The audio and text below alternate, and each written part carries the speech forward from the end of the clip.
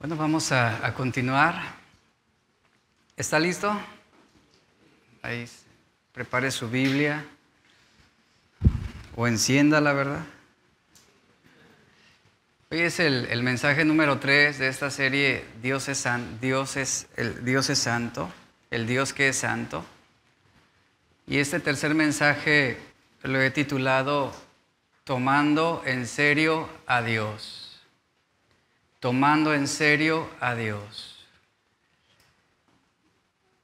Por el título, esto nos hace alusión a que aún dentro de las iglesias muchos no toman en serio a Dios. Muchos viven engañados con respecto a su posición acerca de Dios o sus pensamientos sobre Dios. Los primeros 2 mensajes fueron importantes para poder asentar este tercer mensaje, ya que vimos cómo nuestra imaginación y nuestra mente puede confeccionar un Dios hecho a una imagen que nosotros queremos, una imagen mental sobre lo que nosotros pensamos que pudiera o que quisiéramos que fuera Dios. El mensaje de la semana pasada hablamos sobre la libre voluntad, de cómo es importante tomar decisiones para vivir en santidad, para ser santos. Y precisamente el conjunto de estos 2 primeros mensajes nos ayudarán a comprender este tercer mensaje, que es tomando en serio a Dios.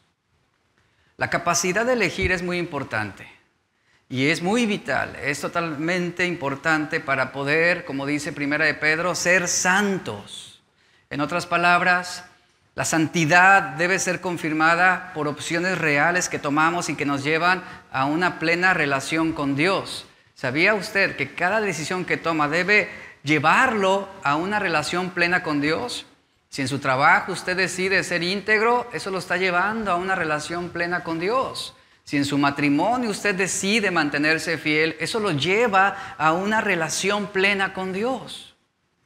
Y así sucesivamente en nuestra vida cotidiana usamos nuestra libre voluntad. ¿Para qué? Para agradar a Dios, para ser puestos en una relación correcta con nuestro Dios. Una máquina puede trabajar perfectamente, pero no puede nunca ser santa en ese sentido. Porque esto implica capacidades cognitivas, sensitivas, que las máquinas no tienen. No se puede tener relación con una máquina. No se puede mantener una relación con una, por ejemplo, una bocina inteligente. ¿Cuántos tienen bocinas inteligentes? A veces yo le digo, oye Siri, esto. Y la Siri me dice, no te entendí. Y la apago. Y por mucho y por la configuración que tenga una bocina inteligente o el GPS o su teléfono celular, realmente toda máquina, todo instrumento tecnológico posee límites reales en su capacidad de relacionarse con una máquina. Algunas veces yo le he dicho a Siri, oye Siri, ¿qué piensas con respecto a Dios? ¿Y qué creen que me dice Siri? Es un asunto en el cual no quiero meterme. Pues no, que muy inteligente, pues. Entonces, dése cuenta que usted no puede mantener una relación con una máquina. Y la capacidad de elección es exclusiva del ser humano. Y ¿sabe? Como lo vimos ya, está integralmente relacionada con el amor. Y por eso es que el amor funciona al mismo nivel de nuestras decisiones y relaciones. En el jardín del Edén, Adán y Eva fueron creados en santidad. Así lo dice la Biblia.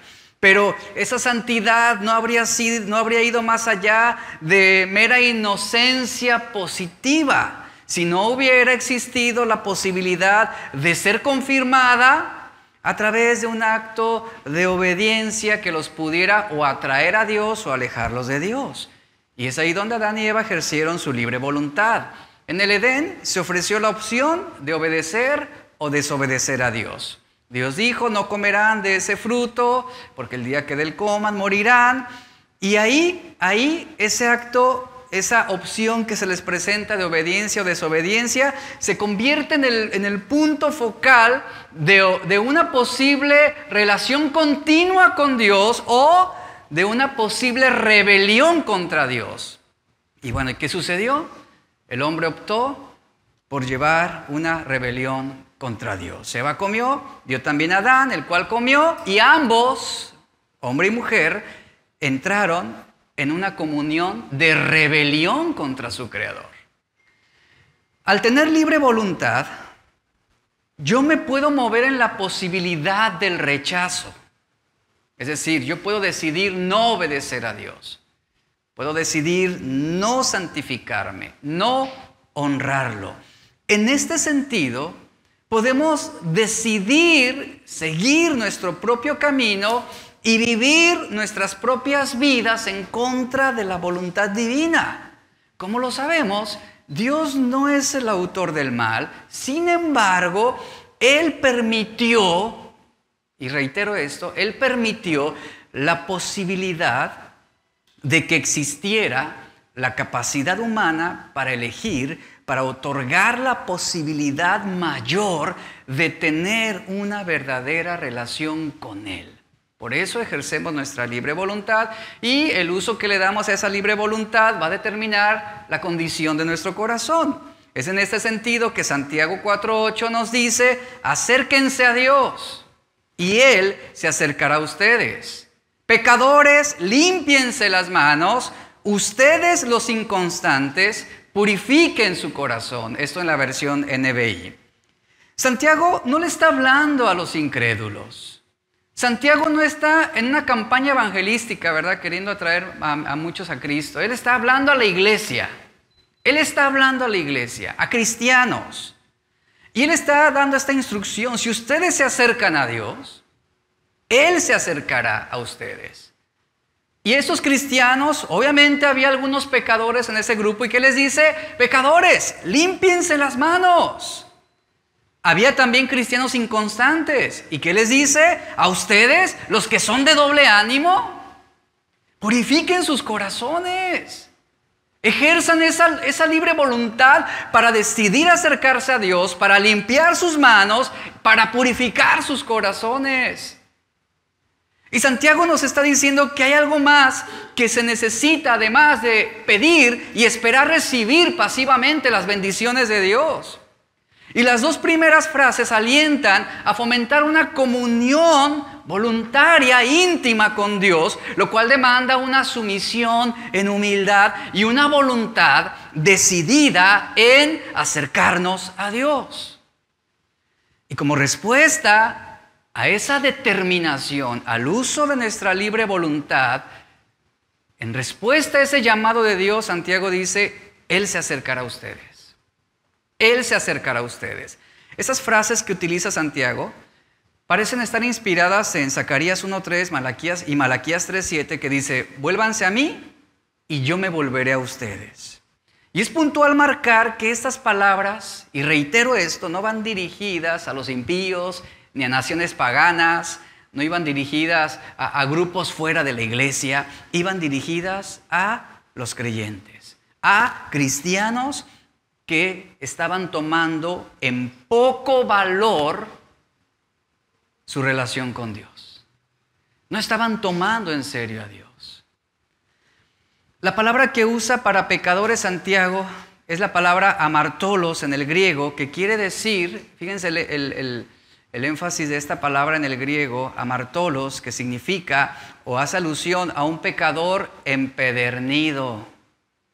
Un pecador empedernido, es decir, el hombre que su pecado es obvio, es notorio, y esta palabra amartolos en el plural se define como aquellos, y escuche esto, aquellos que usan su libre voluntad, cristianos, y eligen vivir en desobediencia a la ley de Dios.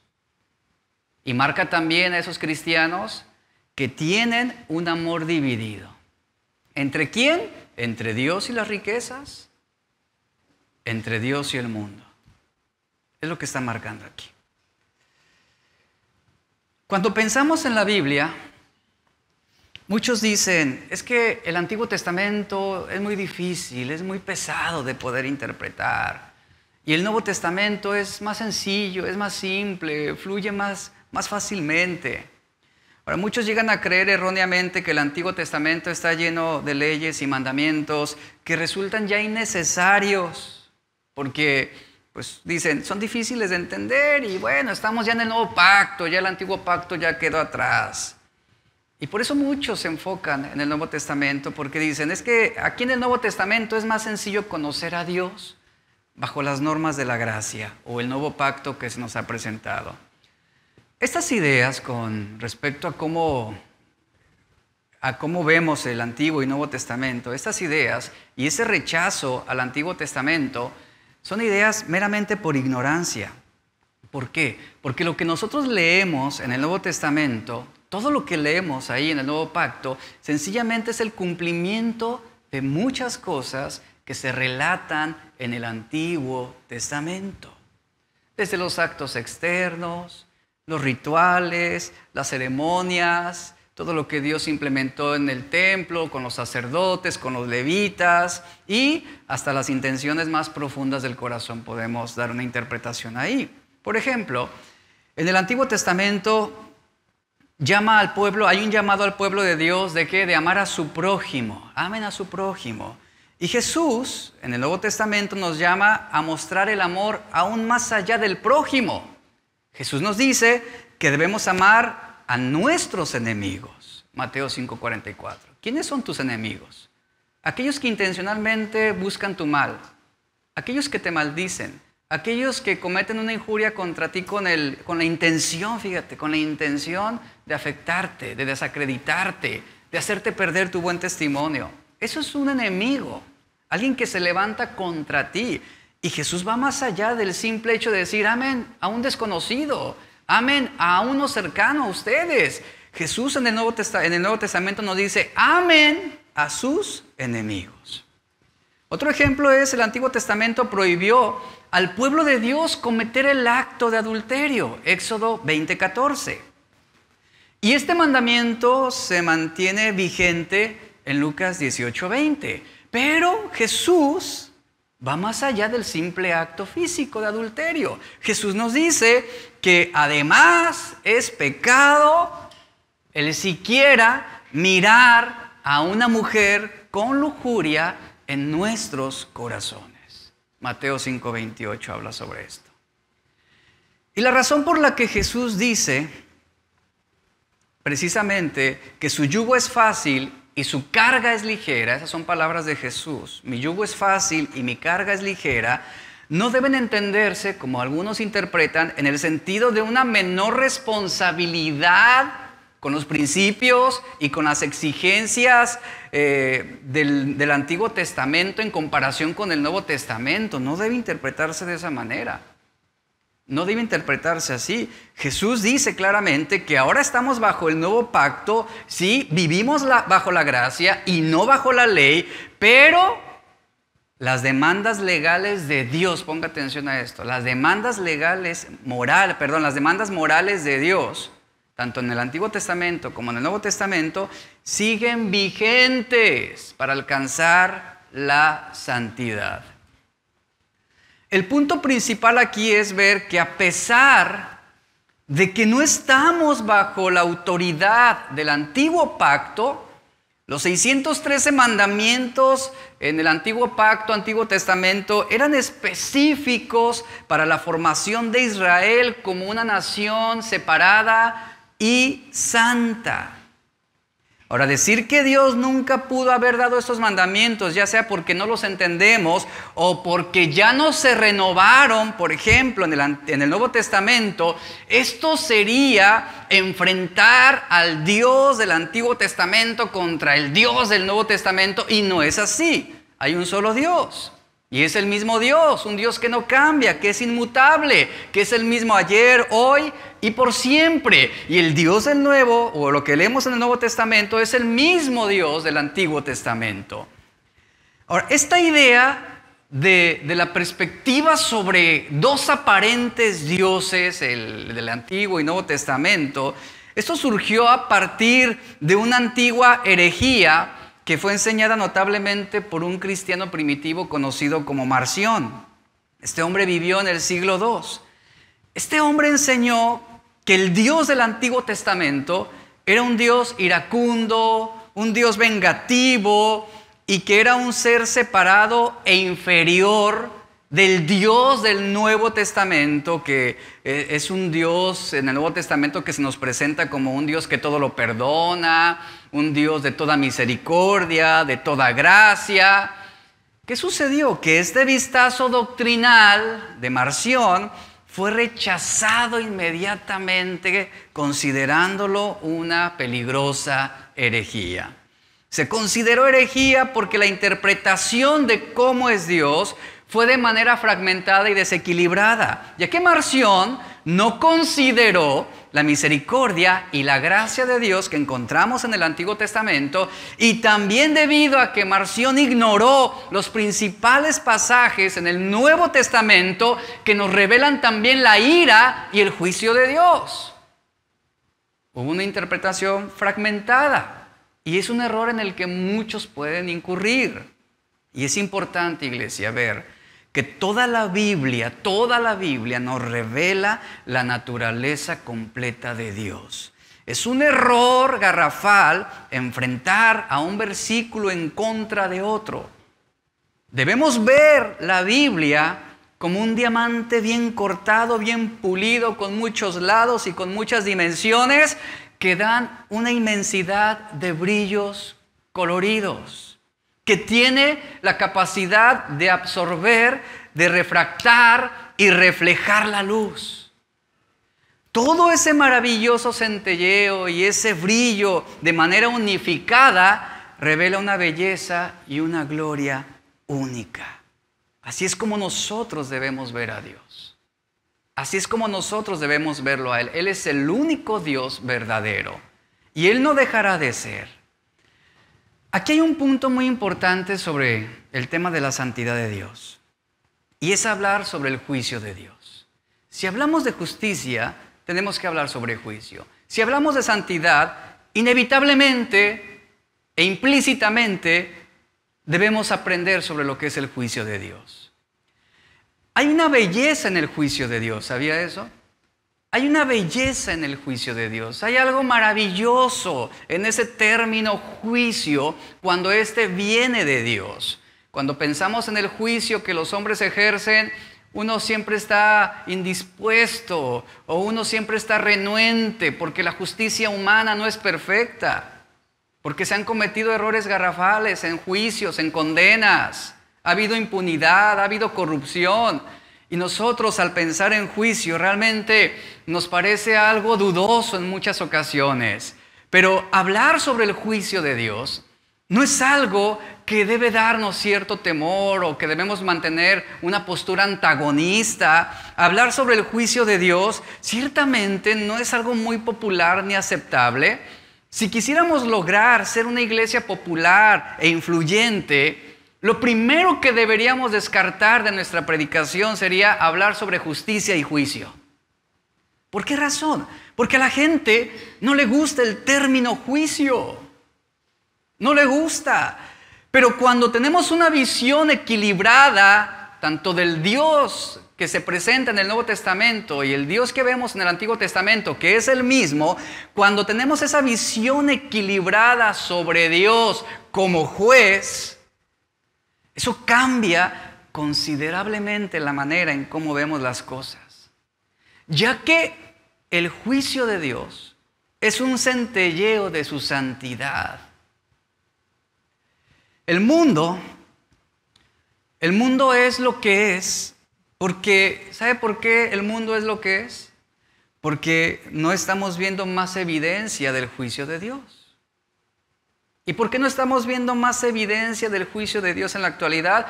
Porque Dios es paciente. Ya estaremos hablando más adelante de esto. Todos sabemos que Dios está lleno de amor y misericordia. Y aquí viene una pregunta sobre esto. Bueno, yo sé que Dios es amor, yo sé que Dios es misericordioso, yo sé que Dios es bueno.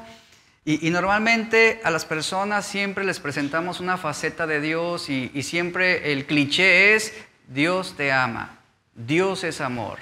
Es el cliché que utilizamos de alguna manera para atraer a las personas a un Dios, ¿verdad? Que obviamente es factible, es accesible, pero lamentablemente a veces dejamos pasar un punto importante, que así como Dios es amor, debemos hacerle saber a la gente que también es pecadora y que Dios, si no hay arrepentimiento, Dios traerá juicio sobre el corazón de los hombres. Y esto no es para asustarlos, esto no es para generar una actitud de temor y terror hacia Dios, no, sino lo que estamos haciendo es brindarle a las personas un pensamiento equilibrado sobre quién es Dios.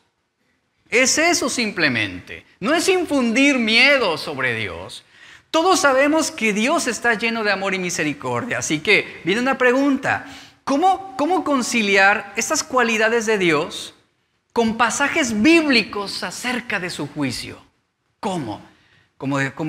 Seguramente de ahí vino esa mala interpretación de este hombre Marción, ¿no? Pues sí, él veía un Dios de amor y misericordia, pero su herejía surgió porque él no pudo conciliar el amor con la justicia, la misericordia con el juicio. Se le hizo incompatible en un solo ser. Ahora, yo quiero que usted piense un momento y usted concilie en su mente el amor con la disciplina. Si usted ve el amor con la disciplina y lo concilia desde la perspectiva de padre, usted lo va a entender, ¿cierto? Y usted va a decir, ¿se lo merecía? Pero si usted lo ve desde la perspectiva de hijo, van a cambiar mucho las cosas. Y un hijo que dice, es injusto, ¿por qué me restringen? ¿Por qué me castigan? Y qué importante es tener precisamente un pensamiento equilibrado sobre esto. Ahora, piense un momento, por favor, y concilie el amor con la disciplina de Dios. Concilie la misericordia con el juicio. Inevitablemente se ejerce un punto de vista. ¿Sobre qué? Basado sobre la experiencia. Y nuestra experiencia nos va a inclinar a pensar que amor y misericordia son términos aceptables y que disciplina y juicio son dos términos un poco incómodos, que hay que mantenerlos ahí en la gaveta, reservados, guardados. ¿Por qué razón sucede ese rechazo hacia la disciplina y el juicio de Dios? Cuando de antemano, viniendo de Dios, son dos términos que implican amor de parte de Dios. Implican amor. ¿Qué padre es aquel que no disciplina a su hijo? Aquel que lo aborrece. Pero un padre que ama a su hijo, lo va a disciplinar. Y lo mismo el término de justicia o juicio. Esto no es una manifestación de un Dios iracundo y descontrolado, sino el juicio es un término que hace evidencia también al amor que Dios tiene por su iglesia, por aquellos que Él ama. Pero ¿qué sucede? Nuestra mente, una mente carnal obviamente, rechaza ideas y conceptos que resulten repulsivos. Por eso el hombre religioso reconstruye un concepto de Dios que le resulte alcanzable. Por eso cuando pensamos en que Dios traerá juicio, ¿qué es lo primero que se le viene a la mente? ¿Qué es lo primero que usted piensa con esta idea? Dios traerá juicio. ¿Sabe qué sucede? Que el hombre entra en un proceso mental de estrés y negación. Eso sucede aquí mentalmente, neurológicamente. Tu mente lo que hace es depurar ese aspecto de Dios. Porque desde un tabulador de buenos sentimientos, el pensar en el juicio o pensar en la disciplina son ideas que te van a hacer menos feliz o te van a hacer sentir menos feliz si tú piensas de Dios de esta manera. Pero ¿eso de dónde surge? De las ideas preconcebidas que tenemos en nuestra mente sobre cómo queremos que sea Dios. porque la disciplina es una manifestación del amor de Dios. Y el juicio será una manifestación también del amor de Dios, tanto para sus hijos rebeldes como para los incrédulos que persistieron en sus pecados y delitos. El punto de vista que obtenemos sobre Dios en estos términos resulta a veces incómodo para muchos. Incómodo. Si en este momento yo le hablo y le digo, ¿cuántos quieren ser bendecidos? Inmediatamente su mente dice, aprueba y aplaude. Sí, tú quieres ser bendecido, levanta la mano, grita, di, sí, yo, amén. Pero si yo digo, ¿cuántos quieren ser disciplinados? No. Tu mente dice, no. Tú no quieres ser disciplinado, tú quieres ser bendecido, tú quieres ser prosperado. Es lo que sucede con muchas iglesias. Ese es el tipo de mensaje que se les presenta. Esa faceta solamente de Dios. Pero como lo vimos y como lo hizo Marción, eso resultó ser una herejía muy peligrosa. Entonces tenemos que entender que a veces a nuestra mente le resulta un poco incómodo esa visión o esa perspectiva de Dios. El pensar en un Dios nos hace pensar en un Dios difícil, un Dios rígido, un Dios con un corazón endurecido, deseoso de hacer venganza. Es lo que a veces equivocadamente creemos, ¿no? Tenemos en mente una lógica de justicia humana basada en la venganza personal. ¿Qué es lo que sucede cuando, por ejemplo, a alguien le ultrajan o le hacen algún daño? Que se haga justicia, dicen. Que se haga justicia. Emerge ese deseo de venganza, ese deseo de hacerle ese daño, ese mal a otra persona. Es lo que emerge de nosotros. Es el concepto que tenemos de justicia basada en el me hizo, le hago, ¿verdad? En el dar, recibir. Aunque la Biblia, vea la Biblia cómo nos presenta esa justicia. La Biblia nos muestra que la justicia divina obedece a la lógica del amor. Así dice, la justicia divina no es ni una recompensa ni una sanción, sino es un don que Dios otorga a su creación. Y sabemos, la Biblia habla mucho sobre justicia. Porque el día que se haga justicia seremos restituidos. La creación misma será restituida a su punto original. El amor de Dios es para nuestro bien. ¿Cuántos lo saben? Es para nuestro bien. Ahora, si no hay justicia, ponga atención a esto, si no hay justicia, entonces el pecado se vuelve incontrolable y causará dolor y sufrimiento de manera permanente, sin freno alguno. Un juez que ame a la gente, ¿cómo va a actuar? Con justicia. Un juez que ame a la gente no puede negarse a castigar a un criminal que está infringiendo sufrimiento, que está ocasionando dolor, destrucción, muerte. Ese juez bueno hará justicia como una manifestación de amor hacia los más débiles, hacia los indefensos. Esa es la perspectiva divina sobre el término justicia. Ahora, si un juez, por ejemplo, dejara libre a un criminal sin castigarlo ni hacer justicia contra el oprimido, eso no resultaría ser saludable para aquel que es culpable, ni tampoco para la comunidad o para una familia o para la humanidad. No sería saludable, no sería sano.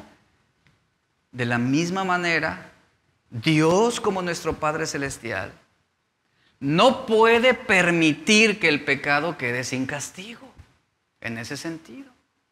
¿Y por qué el pecado va a quedar sin castigo? Porque Él ama al indefenso, Él ama al pobre, Él ama a los débiles. Y a veces la ley nos puede parecer dura, por eso muchos rechazan el Antiguo Testamento, porque es rígido.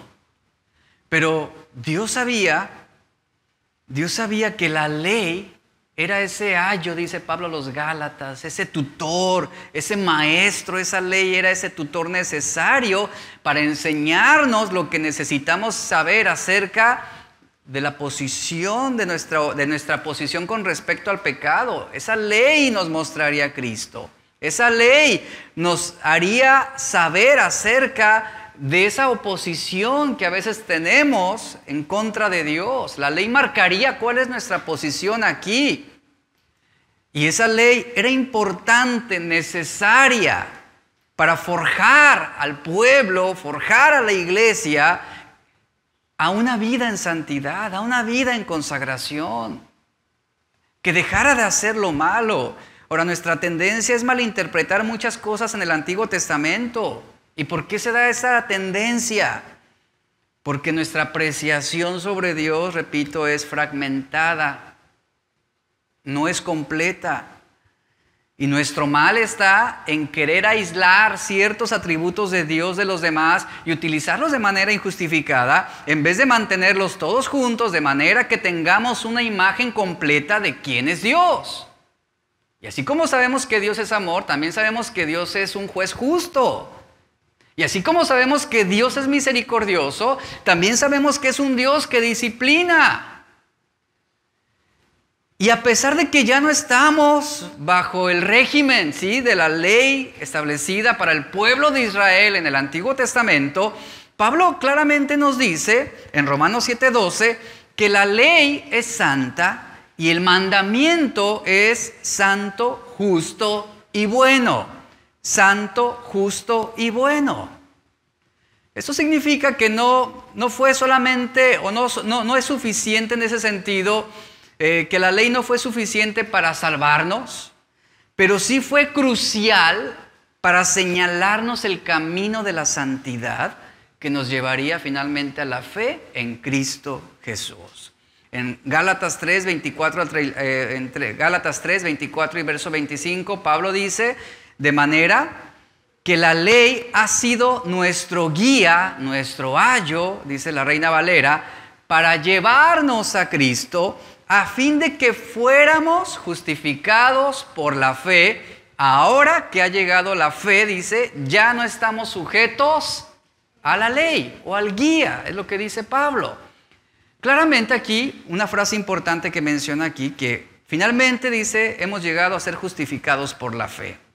Hemos sido justificados por la fe. La justificación ocurre ¿en qué momento? No en el momento de las buenas obras, no en el momento en que tú decides ser bueno, en ese sentido moral. La justificación ocurre en el momento de la salvación. En el momento de la salvación. Somos salvos por medio de la fe. Es cuando somos declarados, esa justificación es, repito, cuando somos declarados posicionalmente, esto lo vimos la semana pasada, posicionalmente justos ante Dios, no basado en mis buenas obras, sino basado exclusivamente en el sacrificio de Jesús. Esto significa que ya no somos condenados por nuestros pecados y por la gracia de Dios, ahora somos declarados inocentes. Aquí entra la doctrina de la sustitución, es decir, que hubo un sustituto, uno que murió por nosotros, uno que sufrió por nosotros, uno que pagó por nosotros, Jesús. Y la santificación ahora es lo que sucede durante la vida cristiana. Es ese proceso de nuestro caminar en Cristo aquí en esta vida. Aunque nuestros pecados, y ponga atención a esto, aunque hemos sido perdonados, hemos recibido la gracia, la misericordia de Dios, hemos nacido de nuevo, somos salvos, ahora nuestros pecados ya no nos condenan. Escuche esto. Ya nuestros pecados no nos condenan. Sin embargo, somos débiles todavía en la carne y esto nos hace de alguna manera receptivos a pecar. A pecar. Sobre esto era lo que Pablo decía: miserable de mí. Miserable de mí. ¿Quién podrá librarme de este cuerpo que me lleva a pecar? Que me hace hacer aquello que no quiero hacer. Y en esta vida ¿Vivimos ciertamente justificados por la fe ante Dios? Es decir, somos puestos inocentes ante Dios en esta nueva naturaleza que hemos recibido por la fe en Cristo Jesús, pero la realidad del hombre es que aún cuando haya mucha fe en nosotros, enfrentamos una lucha. Sigue habiendo una oposición. Aún enfrentamos una lucha contra los deseos de la carne, contra los deseos de los ojos, contra la vanagloria de la vida. ¿Quién no peca aquí? Todos de alguna manera pecamos. Pero hay una gran diferencia entre amar el pecado. No amamos el pecado, pero sí pecamos, porque somos seres humanos, porque no hemos sido perfeccionados todavía. Y es esa lucha constante entre el hablar la verdad o decir una mentira, entre el ser íntegro o no serlo. Y está esa lucha constante de usar nuestra libre voluntad para tener una relación adecuada y correcta con Dios. Eso es la santificación. Aún pecamos, aún fallamos, aún nos equivocamos. Y la santificación sobre la que estamos hablando, esa santificación progresiva, es ese proceso por el cual, fíjese, por el cual llegamos a pecar menos. A eso nos lleva la santidad, a ser más como Cristo. Ese es el acto de ser confirmados y conformados a la imagen de Cristo. ¿Y qué sucede? Vamos de gloria en gloria. Es decir, hay un ascendente, hay un creciente. Vamos de gloria en gloria y de victoria en victoria. Hay un progreso, hay un crecimiento, hay una madurez espiritual. Y llegamos a un punto de, repito esto, de pecar menos, de no amar lo que antes amábamos, de no complacernos con aquello que desagradaba a Dios. Dios nos dice, a través del apóstol Pedro, sean santos. Sean santos en toda su manera de vivir. Sean santos porque yo soy santo. Y nos está dando la pauta para una decisión. ¿Cuál? La decisión de obedecer. Obedecer a favor de una vida en santidad. El propósito de la ley en el Antiguo Testamento era crear un pueblo que se santificara. Un pueblo que se apartara de la idolatría. Un pueblo que no se vinculara ya no más con las tradiciones y las costumbres de naciones paganas. Ese era el propósito de la ley, formar un pueblo santo. Los 10 mandamientos que todos conocemos, o el decálogo de Dios para su pueblo, estos 10 mandamientos, en toda su estructura, son un llamado a la santidad. No son un llamado a la salvación. Es un llamado a la santidad en todos los aspectos. Número 1, el primer mandamiento prohíbe la adoración de otros dioses. ¿Esto de qué nos habla? De que el pueblo estaba siendo llamado a la santidad en cuanto a el concepto que ellos tenían de la naturaleza de Dios. El segundo mandamiento prohíbe esculpir cualquier imagen de adoración. Esto llamaba al pueblo a una vida en santidad con respecto a la adoración a Dios. El tercer mandamiento prohíbe usar el nombre de Dios en vano. Esto llamaba al pueblo a una santidad en el nombre de Dios. Es decir, no tomar el nombre de Dios en vano. No tomarlo en vano. El cuarto mandamiento nos dice, guardarás el día de reposo. Esto habla también de una santidad del séptimo día. Es decir, una santidad de nuestra vida. ¿Para qué? Para vivir honrando a Dios. El quinto mandamiento es, honrarás a tu padre y a tu madre. ¿A qué llamaba al pueblo? A una santidad hacia los padres. Honrarlos. El sexto mandamiento es, no matarás. Santidad con respecto a la vida misma. El séptimo mandamiento dice, no cometerás adulterio. ¿El llamado cuál era? Santidad en el matrimonio. El octavo mandamiento dice, no robarás. Esto era un llamado a la santidad de los bienes personales, de la propiedad de otros, el respetarlos. El 9º mandamiento dice, no hablarás contra tu prójimo falso testimonio. ¿Esto a qué hace referencia? Este llamado es a la santidad de la verdad. Y el 10º mandamiento es, no codiciarás los bienes de tu prójimo. El llamado es santidad en ser libres del materialismo. Nota cómo la estructura de los 10 mandamientos eran un llamado a una vida santa. ¿Y qué nos dice Pedro? Sean santos. ¿Santos? ¿En qué sentido? Santos en su adoración a Dios. Santos con respecto a su idea sobre quién es Dios.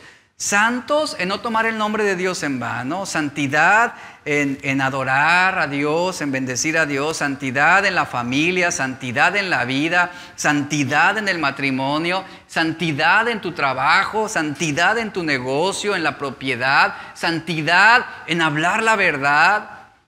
Santidad en ser libres del materialismo, de toda ambición, de todo egoísmo, de toda codicia. Santidad, santidad, santidad. Y toda la ley de Dios tiene un solo fin: llamar a su pueblo a ser santos.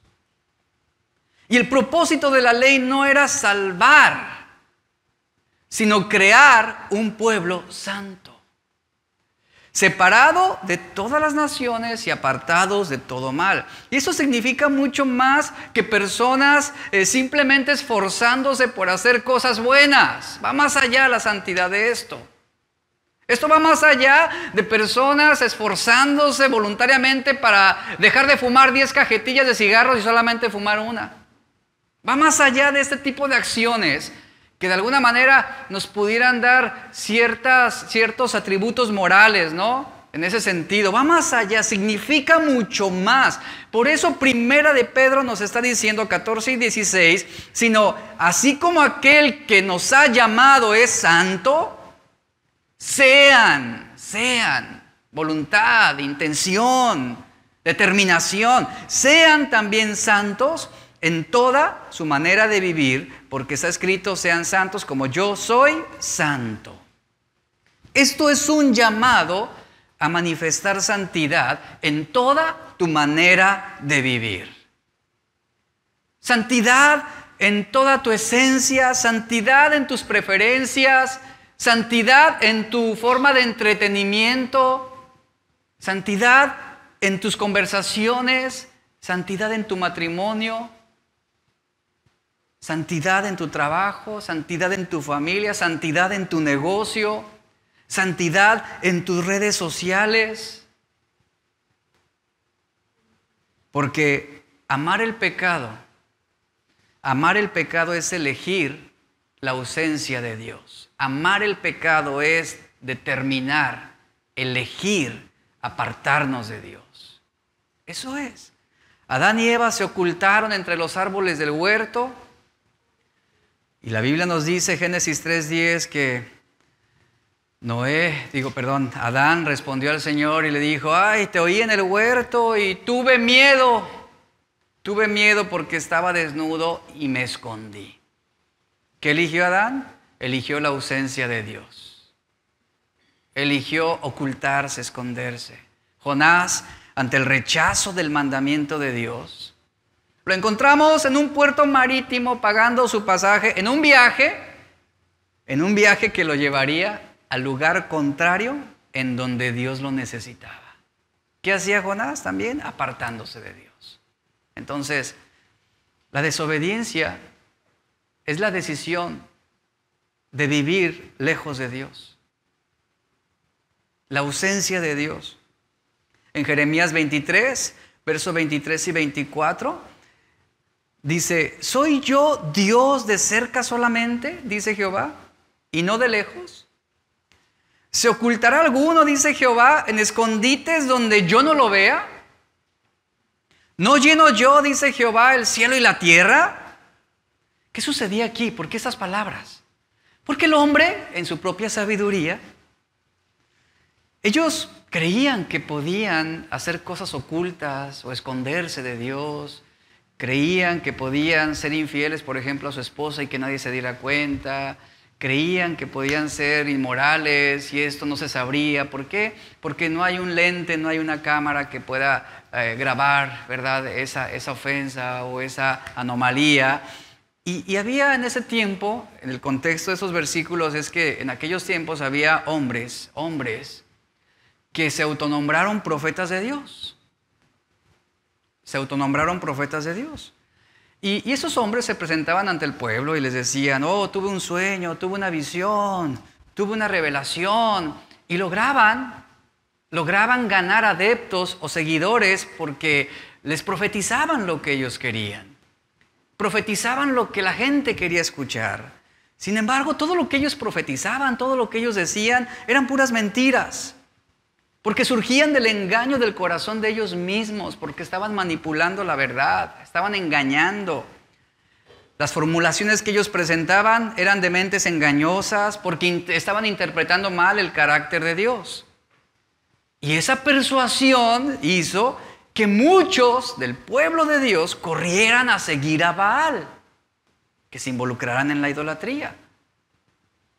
¿Y por qué siguieron a Baal? ¿Por qué cayeron en idolatría? Porque fueron convencidos en su mente y en su corazón de que esto era lo correcto.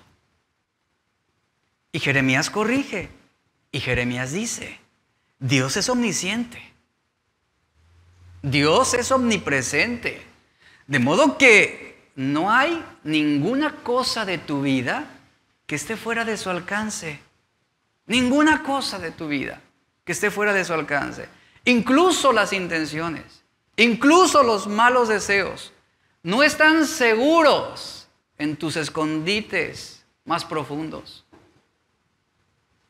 Lo que significaba que todo ese engaño sería evidenciado y saldría a la luz. Y así es como también el Señor hoy nos confronta con respecto del juicio, de que Él sacará todo a la luz sobre nuestra vida. Él es amor, sí, pero también es paciente. Y esa paciencia un día lo llevará a hacer justicia. Llegará el día de la justicia, del juicio. Y es útil pensar en Dios como el sol. Fíjese, esta analogía es muy interesante. El sol es tan brillante y poderoso que su energía irradia a través del sistema solar. Todos sabemos que el sol es bueno y es útil y es un beneficio estar dentro de esa energía del sol. Pero el sol mismo es tan poderoso que es peligroso acercarse demasiado. En la Biblia, donde vemos ejemplos de hombres mortales que se acercan a la presencia del Dios Todopoderoso, se reproduce exactamente el mismo escenario que describe esta metáfora. La Tierra está en una distancia apropiada del Sol. Recibe una fracción del Sol adecuada para la preservación de la vida. Si la Tierra estuviera un poco más cerca del Sol, seríamos consumidos por el fuego, por el calor. Si la Tierra estuviera un poco más lejos del Sol, entonces entraríamos en una era glaciar y todo se congelaría y toda vida terminaría. Entonces vemos cómo la Tierra está en esa distancia apropiada para preservar la vida. Tomemos, por ejemplo, la historia de Moisés y la zarza ardiente. Cuando Moisés se acerca a la zarza ardiente, que como todos sabemos representaba la presencia misma de Dios, Dios le dice a Moisés que se detenga, que se quite los zapatos, porque está en tierra sagrada. Y le advierte y le dice: no te acerques más. ¿Eso de qué habla? Eso habla de una distancia apropiada para preservar su vida. Y eso es un ejemplo muy claro de lo abrumadoramente poderosa, iglesia, que puede ser la santidad de Dios. Que puede ser la santidad de Dios. Estaremos tocando esto en otros temas, hablando sobre el ejemplo de Isaías y el pueblo de Israel. Ahora, recordemos, hablando sobre esto, cuando tú y yo nos exponemos a la presencia y a la santidad de Dios, inevitablemente serás redarguido. Inevitablemente serás contristado por el Espíritu de Dios. Inevitablemente. Es algo que tú no puedes ocultar. Como decía Jeremías, ¿que acaso ustedes piensan que yo soy solamente un Dios de cerca y no soy un Dios de lejos? ¿Acaso ustedes creen que mi omnisciencia, mi omnipresencia está limitada simplemente a un cerrojo o a una cortina o a una puerta? No, no hay nadie, no hay nada que tú y yo podamos ocultar de Dios. Él todo lo ve, todo lo conoce. Él es el ojo que todo lo ve, Él es el oído que todo lo escucha. Por eso es importante tener ese acercamiento apropiado con Dios. Y a eso nos lleva la santidad. A eso nos lleva la santidad. Recordemos que el juicio de Dios nunca es injusto. Entendamos esto. El juicio de Dios nunca es injusto. Su juicio es siempre el resultado, y tome nota de esto, repito, el juicio será siempre el resultado de la misericordia que Él te ofreció y que tú rechazaste. Es esto. Misericordia que se ofreció. ¿Y qué hizo el hombre en esa libre voluntad? La despreció. La despreció. Cuando Dios juzga al mundo, lo hace de acuerdo a una norma. Y su norma es la justicia. Debido a que Dios es perfectamente justo, Él no nos juzga como hacemos nosotros cotidianamente o a menudo. Dios no utiliza una curva de calificaciones. En otras palabras, Dios no nos mide para determinar si somos inocentemente justos o si somos inocentemente malos. Y es como si Dios compensara la diferencia en nuestras vidas con una dosis de su gracia. Bueno, si eres malo, pero has sido también bueno, entonces te voy a equilibrar, ¿no? Te lo voy a tomar en cuenta. Así es como mucha gente tiene ese concepto sobre Dios. Bueno, pues sí he hecho cosas malas, pero no soy tan malo como aquel. Sí, yo sí digo mentiras, pero aquel ha asesinado.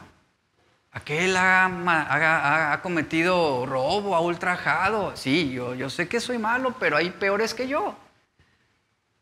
Y Dios no toma esa medida y dice, bueno, entonces, pásale, pasaste con 6, adelante, ¿no? Adelante, de panzazo, ¿no? Y otros se quedan en la esquina con las orejas de burro, ¿no? Tú no, y tú te vas a quedar hasta que seas mejor, hasta que seas bueno. No, esa no es la medida en la cual Dios va a juzgar todas las cosas.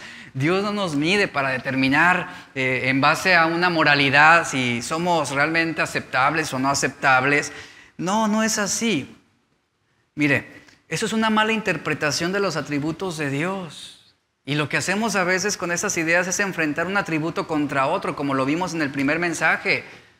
Y eso nos va a mantener en una constante tensión injustificada, porque creemos que nuestros méritos harán que Dios finalmente ceda y nos conceda su favor y nos conceda su misericordia. Por ejemplo, vea cómo es esta idea. Mucha gente vive reprobando a Dios, vive ofendiendo a Dios, pero, ay, Señor, bendíceme, ¿verdad? Ay, Dios, dame más, bendíceme, ayúdame. Son conceptos erróneos que tenemos sobre cómo realmente actúa Dios, o cómo Él se manifiesta, o cómo Él obra. No podemos enfrentar un atributo de Dios contra otro. No podemos. Porque eso sería forzar interpretaciones que no existen, que no son realmente coherentes. No podemos decir eso. Entonces, muchas veces imponemos una comprensión humana sobre Dios. Y esto es fatal, fatal. ¿Por qué? Porque nos causan un desequilibrio. Y terminamos como este hombre Marción, generando conceptos de Dios que no son bíblicos. Segunda de Pedro, capítulo 3, verso 9 nos dice, el Señor es paciente para con nosotros, dice. El Señor es paciente para con nosotros, no queriendo que ninguno perezca, sino que todos vengan o procedan al arrepentimiento, así lo dice, ¿verdad? Todos lo sabemos, todos conocemos. Este verso revela el corazón de Dios. Él quiere que nos arrepintamos, es por eso que Él nos da tiempo para arrepentirnos. Es por eso que Él está rogando que nos arrepintamos, suplicando en ese sentido. No vemos a un Dios débil aquí. Es por eso que Él envía personas, ministros, predicadores que nos anuncien la palabra de Dios. Y ahí está el Señor, esperando, siendo paciente, sobrellevando nuestras ofensas, porque paciencia es eso, soportar nuestras maldades, soportar nuestras desavenencias, soportar nuestros engaños. Y Él es paciente, paciente, paciente. Pero, ¿qué va a suceder un día? Él es paciente, no quiere, el deseo de Dios es que ninguno perezca. Pero va a llegar un momento, va a llegar un lugar, va a llegar un tiempo en nuestra vida que si persistimos en pecar y si rechazamos la oportunidad de arrepentimiento que Él nos está dando, ¿qué va a suceder? Vamos a morir en nuestros pecados en ese sentido. Si tú has rechazado creer en Cristo, si tú has rechazado el arrepentirte de tus pecados, tú vas a morir en tus pecados. Así lo dice la Biblia. Entonces, ¿qué va a suceder? Llega un punto en que alejas de ti esa gracia divina por ese rechazo que has hecho, ese ejercicio de tu libre voluntad. Incluso hablando sobre cristianos, y ponga atención a esto, incluso hablando sobre creyentes en Cristo, si persistimos en vivir en el pecado, si persistimos en estar pecando, ¿sabía que Dios puede quitarnos la vida física? Y eso lo vemos en algunos ejemplos en la Biblia. Cuando un creyente persiste en esa iniquidad, eso sería un claro ejemplo con los apóstatas, que estando en la fe, terminan negándola hasta el punto en que rechazan la verdad y la necesidad de arrepentimiento. Puede haber consecuencias del pecado para las cuales no hay remedio. Y Dios dice, por ejemplo, si a menudo eres reprendido y endureces la cerviz, el tiempo vendrá cuando de repente serás destruido y no habrá remedio. Esto lo leemos y lo vemos en Hebreos 3:8 y 2 de Crónicas 30:8. Ahora, aquí hay una pregunta que quiero plantear. ¿Cómo puede un Dios bueno, amoroso, condenar a la gente? ¿Cómo puede condenarlos a ser maldecidos eternamente? ¿O cómo puede infligirles en esta vida consecuencias tan dolorosas? Este tipo de rechazo es muy común y se da sencillamente porque subestimamos la misericordia y la paciencia de un Dios santo. Dios nos revela su voluntad, ¿cierto? Él nos revela sus caminos. Él nos dice, esto es lo que yo quiero que hagan. Si tú haces esto, vivirás. Si eliges por esto, vas a morir.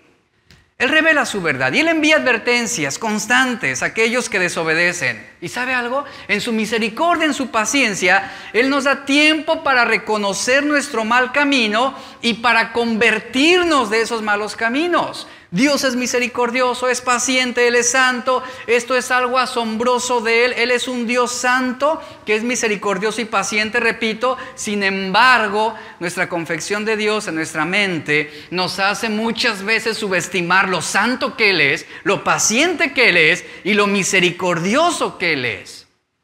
Y el problema no es solo nuestro concepto sobre cómo es Dios, sino también lo mucho que subestimamos nuestra necedad, nuestra incredulidad y nuestro orgullo que nos hacen persistir en una conducta impropia.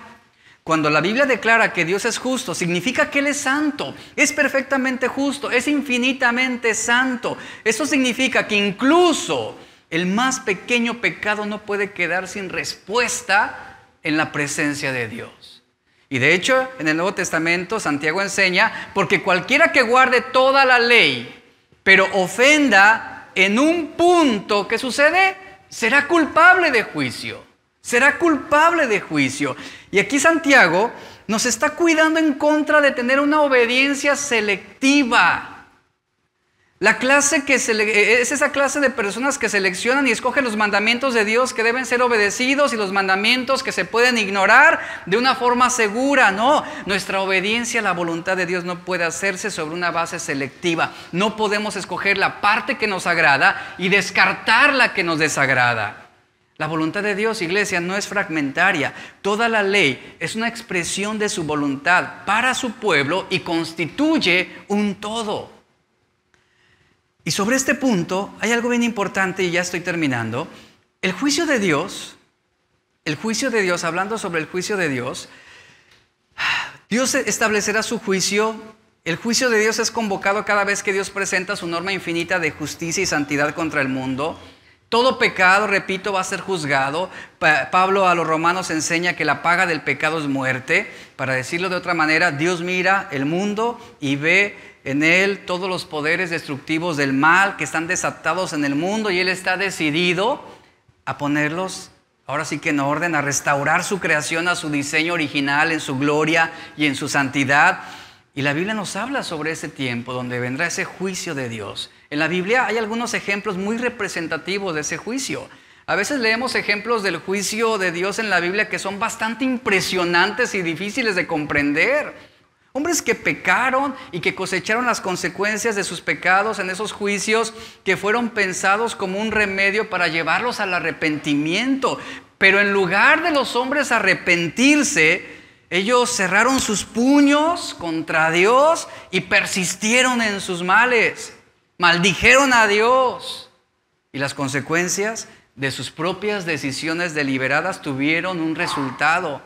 ¿Por qué? Porque ellos decidieron no arrepentirse de sus malas obras. Rápidamente quiero enumerar algunos ejemplos de esto que les estoy hablando. Los hijos de Aarón, Nadab y Abiú, fueron consumidos por el fuego de la presencia de Dios porque llevaron al lugar santísimo fuego que no tenían que ofrecer. Levítico 10, 1 al 3. Vemos también en Números 15, 32 al 36, la historia de un hombre que fue apedreado hasta la muerte por recoger leña en el día de reposo. Número 3. En Números 16, 31 al 34 leemos sobre aquellos que se unieron a la rebelión de Coré contra Moisés y que fueron tragados vivos por la tierra. Número 4, en Hechos 5, verso 1 al 11, leemos sobre Ananías y Zafira, una historia conocida. ¿Qué sucedió con ellos? Eran cristianos. Y cayeron muertos por Dios, por conspirar juntos para mentir sobre el precio de su propiedad para la iglesia. En Hechos 12, 20 al 23 vemos también a este Herodes que fue derribado por Dios al no darle la gloria a él. En 1 Corintios 5, 1 al 5 leemos sobre la historia. Pablo nos habla sobre la historia de un hombre en la iglesia que fue sorprendido teniendo relaciones sexuales con la esposa de su padre. Y el apóstol Pablo entregó a este hombre, dice, a Satanás para destrucción de su naturaleza pecaminosa, a fin de que su espíritu sea salvo en el día del Señor. Entonces, pregunto, de esos ejemplos que yo le di, ¿qué fue lo que hicieron estas personas? Algunos, la mayoría estaban dentro del pueblo de Dios. Ofrecían adoración a Dios. Estaban en una iglesia cristiana. ¿Qué hicieron estas personas? Hicieron lo mismo que mucha gente hace el día de hoy. Se empecinaron en ser obstinados hacia la desobediencia. ¿Qué sucede cuando Dios envía esos juicios correctivos y la gente se hace más obstinada, más persistente en su negativa de arrepentimiento? Lo que pasa en última instancia es que Dios tiene que enviar un juicio correctivo, un juicio santo para corregir estos males. Un rápido vistazo a la lista de los ejemplos que le acabo de mencionar nos demuestra que algunos de los juicios de Dios fueron inmediatos, pero otros fueron paulatinos, otros se demoraron. Por ejemplo, algunos actos de juicio inmediato se dieron después de la desobediencia, como el hombre atrapado recogiendo leña en el día de reposo, o Nadab y Abiú después de que ofrecieran fuego extraño delante de Jehová, o también el ejemplo de Herodes, que en el momento en que recibió elogios de que él era como un Dios, en ese momento cayó fulminado. Y podemos ver otros juicios registrados en la Biblia, como Apocalipsis 20 nos dice, o 2 Corintios 5:10, que se van a producir hasta después de esta vida. Después de esta vida. Cuando Pablo mira en retrospectiva al Antiguo Testamento, en 1 Corintios 10, él recordó no solamente los grandes actos redentores y maravillosos de Dios, de cómo el pueblo fue conducido, el pueblo de Israel fue llevado a través del desierto, cruzaron el Mar Rojo sobre tierra seca, sino también Pablo hace un recuento de que los juicios de Dios, sobre los juicios de Dios contra Israel. Incluso Pablo citó en particular el tiempo, aquel momento cuando 23,000 personas murieron a causa de que los israelitas habían participado en inmoralidad sexual con las hijas de Moab. Esto en 1 Corintios 10:8. Sin embargo, Pablo consideró todas aquellas cosas y dijo, fíjense lo que dijo en 1 Corintios 10:6. Todo esto sucedió, es decir, estos juicios sucedieron para servirnos de ejemplo a fin de que no nos apasionemos por lo malo como lo hicieron aquellos. Y luego enumeró otros ejemplos también de otros juicios de Dios a través de la historia. Y en el versículo 12, de nuevo dice Pablo, todo esto sucedió, aquellos juicios que algunos pudieran ser inexplicables para nosotros o difíciles de entender. ¿Qué dice Pablo? Todo esto sucedió para servir de ejemplo y ha quedado escrito para nuestra advertencia. Y después en el versículo 12 Pablo dice, así que el que piense estar firme, mire que no caiga. Porque si cae, y fíjense a lo que está haciendo referencia aquí, aquí el contexto caer no significa, ay, pecó y... No, aquí hace referencia a ser empecinados en seguir haciendo lo indebido, lo malo. Y la pregunta que muchos hacen es, ¿cómo puede Dios ser justo enviando gente al infierno? Bueno, en primer lugar, recordemos que Dios es santo y que Dios es bueno y que Él es paciente, que Él es misericordioso, que Él es justo. Y hay que recordar también que ¿el hombre qué es? El hombre es malo, el hombre es pecador, tiene esa inclinación a la rebelión, es terco, está empecinado en sus propios caminos y en muchos casos se niega a arrepentirse y aceptar la misericordia de Dios. Hay dos posiciones. Y no hay que ir tan lejos para realmente saber cuál es la consecuencia de nuestro pecado. No hay que ir muy lejos para conocer cuáles van a ser los resultados de nuestros malos pensamientos, de las inclinaciones de nuestro corazón, de nuestras malas acciones. No hay que ir tan lejos. Él ve, Él sabe, Él piensa, Él sabe y conoce todo lo que estamos pensando. Él conoce la manera en cómo estamos pecando a solas. Él ve cuando tú piensas que nadie te está viendo en el internet. Él sabe todas las cosas. Tú piensas que nadie lo sabe, pero Dios lo sabe. Tú piensas que nadie ve, pero Dios lo ve. Y Dios puede conocer aún hasta esos asuntos emocionales en los cuales estamos involucrándonos que llevan consigo una situación de inmoralidad. Todas las cosas Dios las ve. Y podemos esconder nuestros motivos de Dios. Y podemos escondernos de Dios. Y podemos huir como lo hizo Adán y Eva, como lo hizo Jonás. Y pagar nuestro pasaje a un lugar contrario a la voluntad de Dios. Podemos ocultarnos de los hombres, pero no de Dios. ¿Saben por qué? Porque Él conoce nuestros corazones y Él escudriña nuestras mentes. No tomemos a Dios en vano. No tomemos a Dios realmente como poca cosa. Tomemos en serio a Dios, iglesia, porque su santidad implicará justicia. Y su justicia traerá juicio sobre aquellos que persistieron en no quererse arrepentir. Y aún dentro de las iglesias. Si hay pecado en tu vida en este momento, el llamamiento es arrepiéntete y ve con Dios. Acepta ese llamado al arrepentimiento. Deja de hacer lo que estás haciendo. Deja de ver lo que estás viendo. Deja de pensar lo que estás pensando y corrige tu vida. Corrige tu vida. Tú puedes decir, pero ¿cómo un hombre fue apedreado por haber recogido leña en el día de reposo? Ya se le había dado una advertencia y la desobedeció. Persistió en desobedecer deliberadamente a Dios. Ese es el resultado del juicio. Pongamos nuestras vidas a cuentas con Dios. Y si en este momento tú tienes que arrepentirte de algo, no esperes llegar a tu casa, hazlo en este momento. Cierra tus ojos, por favor.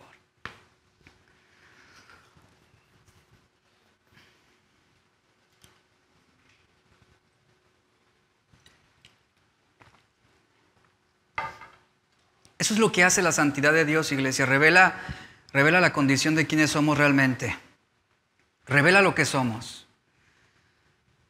Y si hay algo que tú debes confesarle a Dios, si hay alguna área en tu vida que tú necesitas exponer delante de Dios, hazlo en este momento ahí. Dile, perdóname, Señor. Perdóname. Dios está haciendo un llamado al arrepentimiento. Dios está haciéndote un llamado a dejar esos malos pensamientos, a dejar esas amistades. Dios está advirtiéndote, iglesia, está advirtiéndote, está llamando tu atención. Él está siendo paciente, sí, está siendo muy paciente. Está soportando tu rebelión, está soportando tu persistencia en